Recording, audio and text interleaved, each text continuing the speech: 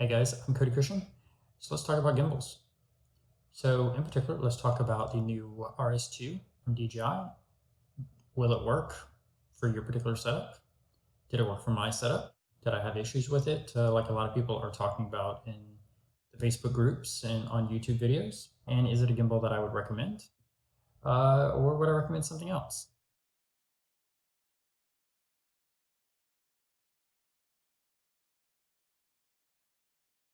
A few weeks ago, I actually received the RS2 as soon as it came out.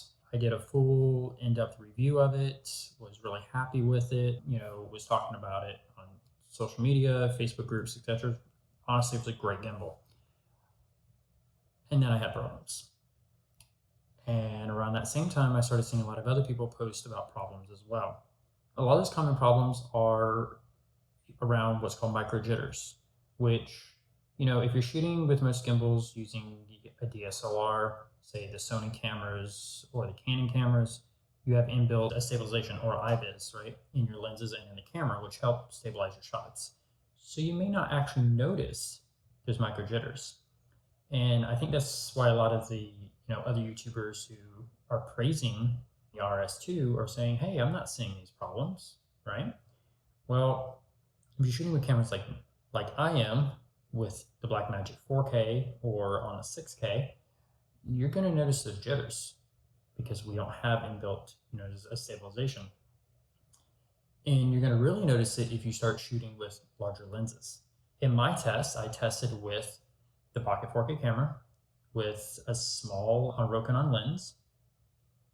I noticed a little bit of jitter, but it was manageable, right? Not too bad. Then the problem came in when I started using my larger lens. In my case, the Indizio 20-70, which is a pretty hefty lens, both weight and lengthwise. That's when I really started to have a lot of micro jitter issues. I went through, all the YouTube videos, Facebook group, DJI directly. There's a member, his name is Paul. He's involved somehow with DJI and with the Facebook groups. I talked to him in private message, trying to, iron out these issues, because in one of his videos, he actually had the 4K setup with the same lens that I have. So, and he wasn't getting the issue, but come to find out, talking with other people, they are. And then with DJI, they went to say that my lens was supported to then saying it's not supported. Then I contacted the manufacturer of the lens who claims it is supported. So I'm getting back and forth, right? So to kind of wrap up that point is, with these particular lenses or any of the heavier zoom lenses, you're gonna have the micro jitters or potentially the motor's giving out. You can do the auto balance, you're gonna have the issues. Increase all of the motor strengths, issue goes away, but it's still there. Overall, I think these motors are just not meant to handle this type of setup. While yes, it is under the weight limit, there is an issue with the way that it has to be offset, and I think it's just too much for the motor. With that said, do I recommend the RS2? I do in some cases.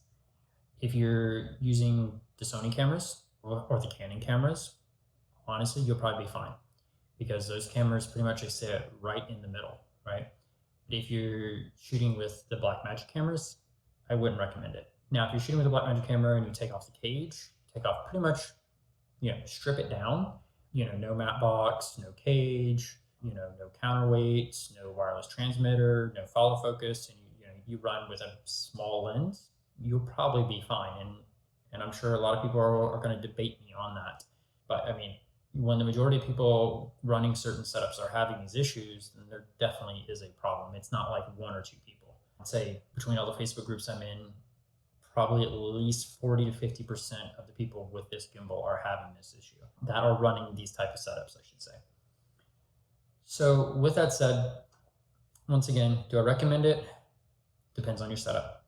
If you're running a Blackmagic camera and you want to use larger lenses, I would probably avoid the RS2. There are other options out there. And for those asking, okay, so what did I go with? So I ended up choosing the Crane 3S Pro. I looked at it before, didn't think too much of it. The RS2 was the new hotness that everyone's talking about, so that's why I went with that. But I tell you what, Crane 3S, it's built for larger setups, right? Every video you typically see on it is not with small cameras. It's with, a C500 or Red or pocket cameras, the Alexa Mini, right? So it's built for big setups. And you can kind of see that here. I mean, you can tell even the motor sizes. The motors on this are probably about double the size. I'd actually say overall, this gimbal is double the weight of the RS2. The motors are double the size. The overall size is about double, especially with the extension arm added on here. So overall, it's a much bigger gimbal, and of course, the added weight, that does make a difference for some people. But if you're going to run a larger setup, I would choose this gimbal, especially if you later decide to upgrade, let's say from the Pocket or from a Sony camera, up to one of the larger cameras, right? Well, you're going to want a gimbal that, can transition with you and not, oh, great, now I have to sell this gimbal and buy another gimbal, that's, more formatted for the larger cameras. With that said, pros and cons, definitely. I think DJI has done better on their app. They've done better on the touchscreen, on the back. Crane, it's got a little screen on the back here. It's okay. Its app is okay. It's not the best, but it works. Though honestly, after I initially set up gimbals, I don't really mess with the apps very much. One of the big key points, the RS2 cannot power the pocket camera. Its max output to the USB ports, I think, is around 8 volts. This camera requires 12 volts. With the Crane, you do get the extra power pack, which supplies 21 or 23 volts to the actual gimbal. And in addition to that, it has a second a DTAP port for your camera, which provides 14 volts, which is perfect for the pocket camera because it takes between 12 and 20 volts. So, that definitely helps. No issues there, which is nice because, as we all know, power solutions for this camera are not the best. They both do wireless video transmission. I would say the Raven Eye on the RS2 is okay. I did notice it interferes with Bluetooth. I did notice it does have some lag, especially if you're shooting indoors where you have other wireless routers. Crane has wireless as well.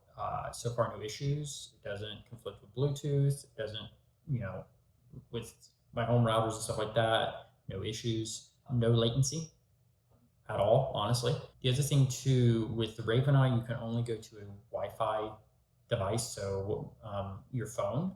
With the Crane, you actually can go to your phone or to a wireless receiver, so you can have a portable monitor, and you don't have to run, another wireless video system, which is really nice. I did like that. The only other thing I can think of that I did like a little bit better, at least for my setup, is with my zoom lens, so I need focus and zoom. With the RS2, you don't have that ability. You get one motor, which is for focusing, or zoom, whichever one, but you only get one. The Crane comes with both, so you get one for focusing and one for zoom, which was really nice.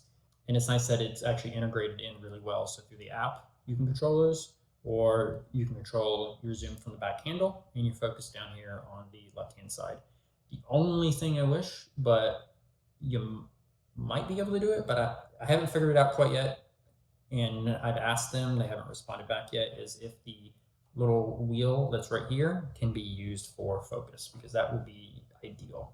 I do know they make a wireless handle that does have zoom and focus on it, and that one you can use for focus. So, but yeah, that's my quick little spiel on these two and my particular setup, what worked and did not work for me. Hope this helps other people who are on the fence of which gimbal they should go with. It ultimately comes down to your setup and what you're doing. I would say, once again, if you go with the pocket cameras, I would probably avoid the RS2. Mostly just do your research. I have friends who have the Ronin S and they haven't had any issues, right? I have friends that have the RS2 who are running Sony cameras. One has had issues, one hasn't had any issues, right? So it's kind of all over the place. I can say with the Crane, I've heard of less issues. And any of the issues that you find on YouTube and stuff like that with the Crane, they're old issues from like 2 firmware versions ago, right? So this thing has been updated since a lot of those videos have came out. And I have friends actually shooting with the crane with the pocket camera and I think it's a Zcam E6 on setup, and they're not having any issues. So I think it just, comes down once again to your particular setup. But hopefully that helps, anyone out there who might be running into any problems.